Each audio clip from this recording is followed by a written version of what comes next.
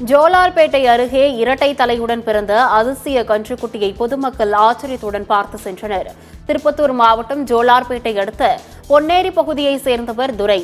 இவர் வாணியம்பாடி, அலங்காயம் உள்ளிட்ட பல்வேறு பகுதிகளில் கால்நடை வளர்ப்பவர்களிடம் மாடுகளை வாங்கி வியாபாரம் செய்து வருகிறார்.